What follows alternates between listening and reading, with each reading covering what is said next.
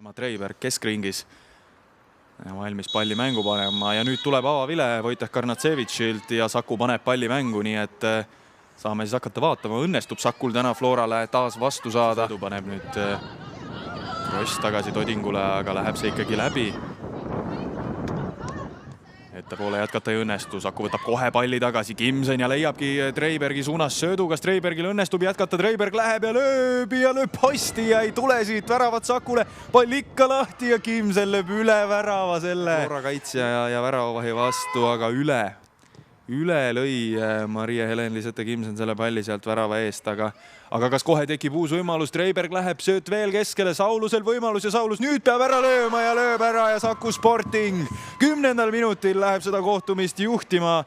Ja no võib-olla on kokkulepe Saku mängijatele, et ainult Saulus lööb tänavu väravaid. Avavoorus Elvale igatahes 2 ja nüüd siis ka esimene liigas kirja ja Saku Sporting saabki väga hea alguse kätte ja ikkagi ei jää liialt kripeldama see eelmisel rünnakul ebaõnnestunud lahendus. Igatahes Flora kutsub kohe kokku koosoleku, kus hakatakse nüüd mõtestama siis lahti, et mis kõik valesti läks. Igatahes, kuid nüüd Toding annab palli otse Južaninovale jala peale ja Floral kas sellest piisab? No tihtipeale Florale sellistest asjadest piisab. Soodlale pall värava ette ja Tammeveski paneb ilusti keha vahele ja mängib palli tagasi. Mirnova viib tagant läbi, Vihman.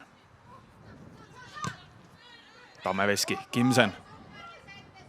Treiberg keerab ja kas suudab palli säilitada? Suudab, no nii, Saulusel võimalus. Saulus lööb peale ja läheb ristnurgast õige napilt mööda. No. Vihman avab pikemaga, aga no sellest pikemast ei saa suurt asja, kui pall jõuab otse Saulusele ränk palliga. Veel värava ette ja lõpuks tuli selline pool löök sellest olukorrast isegi välja ja siiski Vihman. Ja mängitakse lühidalt lahti, Pihlak toob palli kastijoone taha, Rosen veel lühikese sööduga Pihlak ja oi, kuidas joonistatakse. Ja see oli praegu nagu õpikust. Flora viigistab 20. minutil mänguseisu ja Gretlin Pihlak ise selle rünnaku autor. Ja no see oli praegu välja mängitud kombinatsioon, millega Saku toime ei tulnud ja 20. minutil on viik majas. Nii et tõepoolest oleme tagasi seal, kus alguses ja sisuliselt esimene ohtlik võimalus on päriselt ohtlik võimalus Florale. Vaatame mängitise lühidalt lahti, Pihlak söödab Rosenile ja täiesti kaotatakse Pihlak ära. Saku mängijad astuvad vastu. Ikkagi noore mängija kohta oma võistkonna mängu vedada on ikkagi päris kõva näitaja. Kudjavnina. Pall teele ja suure kaarega ja oi ja lähebki sisse ja Eisman paneb sinna küll sõrmed vahele. Aga nurgas see pall ikkagi lõpetab ja kas tuli Kudjavninale endale ka üllatusena, et see palli sinna väravasse jõudis. Igatahes, nojah, ilus kaarpall läks teele ja Flora läheb 29. minutil seda mängu 2-1 juhtima. Et Darina Kudjavnina ja siit veel vist mingisugune tähistus ka igatahes. Aga Rosen võtab nüüd keskaljalt palli ära ja liigub ise Saku värava poole. Rosen läheb ja on vaba maa ees ja Krutopile läheb sööt ja Krutop on silmitsi Eismanniga ja nüüd kas Eisman teeb super tõrje. Kiuru. Ja läbi sööduga leiab nüüd Južaninova ja Južaninova vaatab kohe ettepoole ja nüüd on Toding natukene liinist maha jäänud. Tullus saab minna ja Tullus saab minna, võtab Tammeveskist konksuga mööda löök teelega, aga napilt väravast mööda. Rosen mängib tagant läbi Vihmani kaudu. Oi, kus nüüd Vihman ebaõnnestub ja Saulus saab talt palli vahelt võetud ja sööb Saulus ja lööb 2-2 kohe teise poole alustuseks. Ja nüüd vääratas Flora ja ei ole Vihmanil palju tööd olnud alates sellest, kui Saku selle juhtvärava 10. minutil ära lõi, aga nüüd ühe korra täpne sööt ja täpselt Saulusele jalale ja jätkub see sama liin ehk ainult Katriin Saulus lööb tänavu Saku Sportingu eest meistriliigas väravaid esimeses mängus 2 ja täna ka 2, nii et kõik 4 senist Saku väravat meistriliigas tema arvel. Ja ongi nii märkamatult ongi seis viigistunud, siin näeme kordusest. aga mängitakse lühikesega lahti paremale ja Põlluvee sööt värava ette ja siit tulebki ja Saku läheb 3-2 juhtima 55. minutil ja Elisabeth Pedak on vist see mängija, kes selle kombinatsiooni lõpetab ja palli lõpuks võrku suunab, nii et Saku teine poolaeg on saanud täiesti unelmate alguse ja ongi pall väravas ja Saku. No nüüd peab vaatama, millal Saku viimati Florale ühes mängus kolm väravat lõi siin. No muidugi mängijad ise on ülirõõmsad selle üle ja jõuavad teised ka kaitsesse tagasi. Krutop, Kudjavnina ja lõikab mööda ja kas läheb ise löögile, leiab veel kastijoone juurest Rosen lööb, kui napilt ristnurgast mööda igatahes. Sellised lükkas Flora poolelt, nurgalöök. Läheb teele ja kõrge kaarega jõuabki värava ette ja ikkagi väravasse ja 3-3 on tablool. Ja kas see on nüüd Darja Uzjukina või on see keegi teine, kes sealt värava eest peanupu vahele paneb, paistab, et Uzjukina jah. Nii et 64. minuti lõpetuseks suudab Flora mänguseisu viigistada.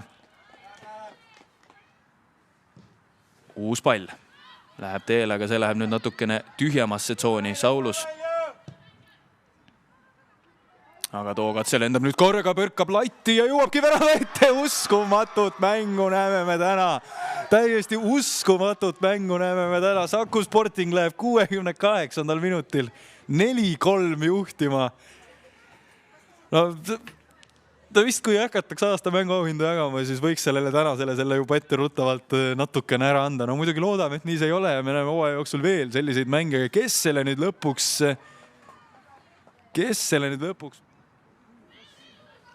Tullus nüüd läheb mööda Krossist ja päris pikalt hoiab palli, leiab veel Južaninova, kes paneb löögi teele ja nüüd teeb Eisman tõrje ja Tammeveski saab palli väravest minema löödud vajalik. Rosen. Läheb pall värava peale, aga sealt tagumisest postist Kross paneb jala vahele ja uus Smirnova. Võitluses Saulusega ja Saulus võtabki Smirnovalt palli ära. Smirnova ripub Saulusel täiega küljes ja söödab veel keskele ja siit tuleb viga. Ja mis värvi kaart siit tuleb ja tuleb jälle kollane. Aga see peaks olema Smirnovale teine kollane kaart, nii et Flora jääb veel viimasteks minutiteks vähemusse ja tõesti rippus seal ikka korralikult Saulusel küljes. Et just Treiberg sinna liikuda võiks ikkagi. Kimsoni siht oli selgelt Põlluvee, aga nii läks ja Treiberg keerab ennast kaitse pealt maha, lööb ja uuesti latti ja see on täiesti uskumatu, mis on aeg täis. Ja nüüd on kõik. Saku Sporting on selle mängu meistriliiga teises voorus võitnud. No tõesti, see oli mäng, mis väärib hooaja mängu nimetust juba ette, nii et peatreener Karl-Sander Eenso, 3-4 kaotus võib öelda, et mäng oli täna küll täie raha eest, aga paraku teie jaoks mitte nii, nagu oleks ilmselt tahtnud. Täiesti pole sõnu lihtsalt. Ma ei tea, mis me siin täna tegime, et me ei olnud mingites olukordades üldse valmis, mingid väga rumalad väravad. Sellised asju ei tohi juhtuda, et nad oleks 4 tükki meile löönud ja me saame öelda, et me valisime vale taktika või vastane mängis üle meid. Me ikkagi selgelt 3 tükki ehitasime ise, ka see karistuslöögi värav, see samamoodi ikkagi see on näha, et nad hakkavad seda söötu mängima, et ma ei tea, me ei olnud täna valmis üldse, et me tulime välja, korraks kaotusseisus läksime juhtima, korra juba tundus, et okei, nüüd saame nagu käima, aga ma ei tea, ei oska praegu midagi muud öelda.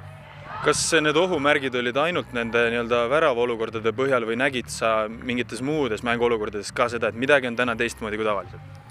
No nad lõid väga palju, neil oli palju võimalusi, et esimesel poolajal vist ei olnud nii palju kui teisel poolajal, et seal nad lõid nii palju latti ja kaitseliinis, ma ei tea, hakkame triblama ja mängil tagant läbi ja kõik on kontrolli all, et ma ei nii rumalad otsused, et nagu pingi peal tekkis siuke jõuetu tunne, et mis me siis nagu tegema peame, et jah, väga suur pettumus. Oli ka 2 üsna eriilmelist poolaega, selles mõttes, et esimesel poolel küll Saku sai alguses kontrolli, aga ajapikku läks see nii-öelda traditsioonilisemat rada pidi edasi ehk teie kätte. Teisel poolel tegelikult te ju initsiatiivi enda kätte enam ei saanud. Jah, nõus, et see oligi probleem, sellest me ka riietusruumis rääkisime, et lõpp oli okei, lõpus me surusime, me lõime väravad ja palju olukordi lõime, mis oleks ka hea, ma ei ütle, et me peame need otseselt ära lööma, aga need olid head momendid, aga jah, teisel poolel me ei saanud midagi. Väga keeruline öelda, miks. Elisabeth, kas saad öelda, et kõik, mis sees oli teie satsil, õnnestus täna ja kõik jäi väljakule?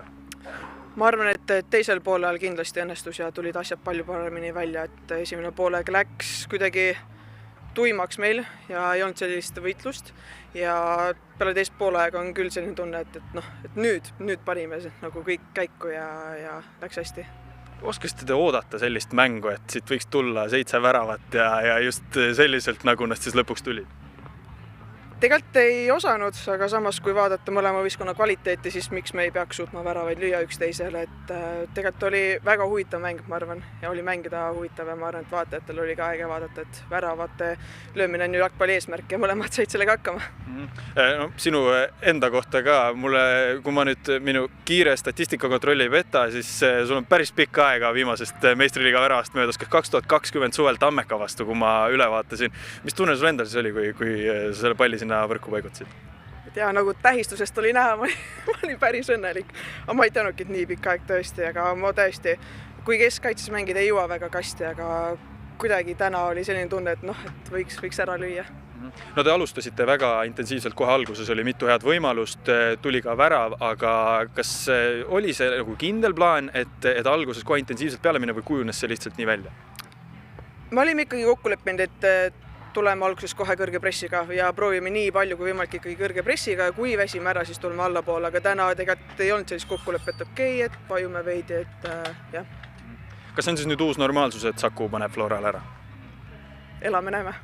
Aga kuidas seni tundub, kas sul platsil olles on ka kuidagi tunne, et see nii-öelda jõudude erinevus on varasemaga võrreldes erinev või on ta pigem samasugune nagu alati, lihtsalt tulemused on järele tulnud? Ma arvan, et on ütlustunud see. Ma näen, et me oleme väga palju juurde pannud ja me oleme saanud mängijaid juurde, kes pakuvad mingiseid erinevaid nüansse meile. Et ma näen, et ikkagi me oleme nüüd neile nii-öelda järele jõudnud. Kui nagu eriline see või mis tundeid see tekitas just teisel poolel, et tegelikult ei andnud Florale initsiatiivi mitte kordagi käest. Just esimesel ta läks nii-öelda pärast, ütleme esimest veerandtundi ta läks ära, aga teisel ikkagi oli üsna stabiilselt kontrolli all, vähemalt kõrvalt vaadates tundus nii. Oli vist küll jah, ma ei oskagi rohkem kommenteerida, et mängus sees eriti sellele ei keskendud, et nad ei ole ju mängus sees, et ei oska vastata kahjuks. Tere Merili, ma küsin sult alustuseks seda, mis ma Elisabethilt ka küsisin, kas see on siis nüüd uus normaalsus, et Flora ja Saku omavahelistes mängudes võib Saku õlule ka natuke soosikukoormat panna? Ma loodan, et uus normaalsus on see, et kõik liigamängud on nii põnevad, et ma arvan, et liiga see aasta on väga ühtlane ja ilmselt selliseid mänge kindlasti tuleb veel. No mis sul pingil olles keskmine pulss oli just siis, ma mõtlen teisel poolel võib-olla, teise poole ja teises pooles? Ma ei tea, mul tegelikult ma arvan, oli suht madal. Mul on üldiselt ongi madal pulss, et ma ei jälginud, aga täna kuidagi oli pigem selline rahulik tunne sees. Kas oskasid mängu eel oodata, et see võib niisuguseks trilleriks kujuneda, et kui mõelda superkarika finaali peale seal ka võitsite, aga nii lahtist või sellist mängu seal kindlasti ei olnud? Ma natuke arvasin, et nii läheb. Ma teadsin, et kindlasti Flora teeb ju mingisugused analüüsid ja et see mäng tuleb lahtisem.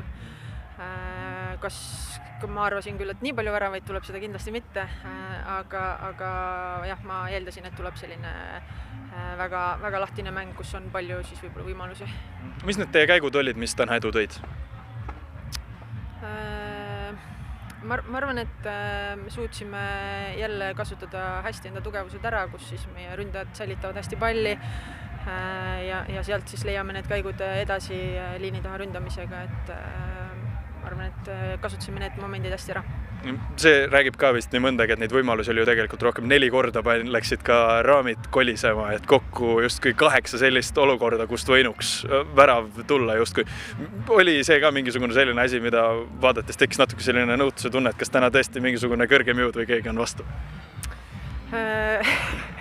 Ei, ma olen ebausklik inimene selles mõttes, et kui on vaja, siis peab ära lööma ja kui läheb posti, siis järelikult natuke jäi midagi puudu. Et ületaval kombel jah, kuidagi palju oli neid momente, aga teinekord juhtub nii, et kas läheb sisse või läheb posti, et jah. Elisabeth ütles, et tema meelest tase on ühtlustunud võrreldes varasemaga. Oled sa kõrvalt vaadates nõus, et kuidagi see vahe Flora ja järgmiste vahel on väiksemaks läinud ka mängupildiliselt? Jaa, nagu ma ütlesin, et ma arvan, et see liiga tase on see aasta ühtlasem, et mõned liikumised on toimunud, vähem tiime, et ma arvan, et on ühtlasem, pluss Florast ju selles mõttes ikkagi väga kvaliteetsed mängijad läksid ära. Okei, neil tulid juurde uued mängijad, aga neil kindlasti võtab aega veel see kokkumängu nii-öelda sujuv siis voolavuse leidmine, et jah, ma arvan, et on ühtlasem see liiga see aasta. Olgu, suur aitäh!